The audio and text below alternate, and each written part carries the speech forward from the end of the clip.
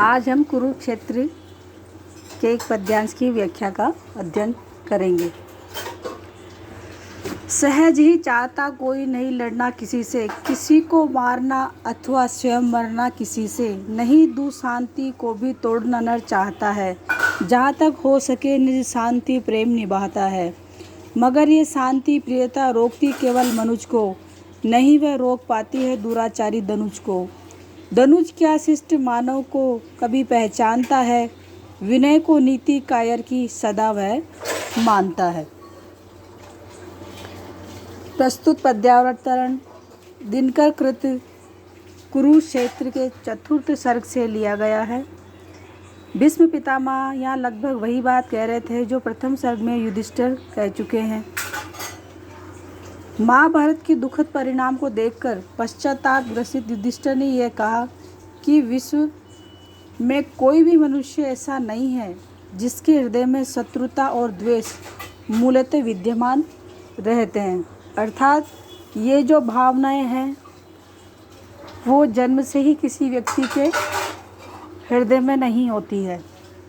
प्रत्येक व्यक्ति शांतिकामी होता है, यानी प्रत्येक व्यक्ति शांति प्रिय होता है। इसी भाव की अभिव्यक्ति करते हुए भीष्म यहाँ कह रहे हैं कि स्वाभाविक रूप से कोई भी व्यक्ति न तो किसी से लड़ना चाहता है, न किसी को मारना चाहता है और न स्वयं ही मर जाना चाहता है। यहाँ तक कि कोई भी व्यक्ति यथासंभव अन्याय के विरुद्ध भी नहीं खड़ा और जहाँ तक बन पड़ता है अपने शांति प्रेम का निर्वाह करता है। कहने का अभिप्राय यह है कि युद्ध को टालना और शांति को बनाए रखना मनुष्य की प्रकृति में है। मनुष्य युद्ध के लिए तभी तत्पर होता है जब उसके सामने कोई चारा ही नहीं रहता और वह युद्ध करने के लिए पूर्णतः विवश हो जाता है। अर्थात व्यक्ति के सामने जब और कोई रास्ता नहीं दिखाई दे शांति स्थापित करने के लिए युद्ध के अलावा, तभी वह युद्ध करता है, अन्यथा वह युद्ध को प्रथम प्राथमिकता कभी भी नहीं देता है। युद्ध से चूँकि विनाश ही विनाश होता है, विनाश के अलावा और हमें कुछ भी प्राप्त नहीं होता। इसलिए कवि यहाँ पर यही कह रहे हैं कि व्यक्ति युद्ध प्रथम रूप से कभी नहीं चाहता। इसी संदर्भ में भीष्म पितामह कह रहे हैं कि केवल सत्पुरुष को ही शांति से प्रेम करने की प्रवृत्ति युद्ध से रोके रहती है। अर्थात सत्पुरुष ही चाहते हैं कि जहाँ तक संभव हो सके युद्ध को टाला जाए और शांति को बनाए रखा जाए। यह प्रवृत्ति दुराचारी एवं अन्यायी आदमी को युद्ध से नहीं रोक पाती।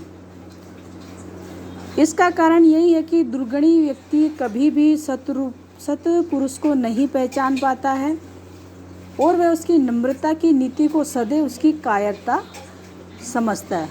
अर्थात सत्पुरुष अगर शांति को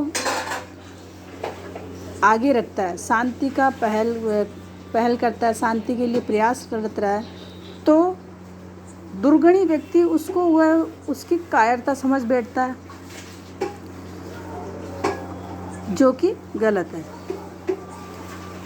तो पद्यांश की जो भाषा है सरल और प्रभावपूर्ण है। इसमें कहीं भी कोई ऐसी दुर्वता या क्लिष्टता नहीं है जो कवि द्वारा वर्णित भाव के प्रवाह के मार्ग में अवरोध बनकर आती हो।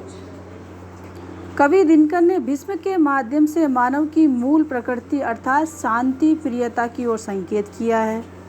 वे ये कहना चाहते हैं कि सामान्यतः कोई भी व्यक्ति हिंसा प्रिय नहीं होता और न हिंसा करके शांति पाना किसी को अच्छा ही लगता है। वास्तव में जो मनुष्य होते हैं वे शांति प्रिय होते हैं। दनुज या दुष्ट व्यक्ति शांति प्रिय नहीं होते। सच्चे मनुष्य जितने शांतिकामी होते हैं उसी सीमा तक दनुज अर्थात दुष्ट पात्र किसी सज्जन व्यक्ति की विनम्रता को कायरता मानते हैं।